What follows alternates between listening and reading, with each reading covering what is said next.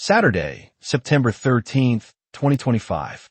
ఇతరులతో పంచుకోవడం వలన ఆరోగ్యం ఇంకా మెరుగుపడుతుంది. ముఖ్యమైన వ్యక్తులు వారికి ప్రత్యేకం అనిపిస్తే నచ్చినట్లయితే దేనికొరకు అయినా సరే ఆర్థిక సహాయం చేయడానికి సిద్ధమవుతారు. యువతను కలుపుకుంటూ పోయే కార్యక్రమాలలో నిమగ్నం కావడానికి ఇది మంచి సమయం. ఆనందాన్నిచ్చే క్రొత్త బంధుత్వాల కోసం ఎదురుచూడండి.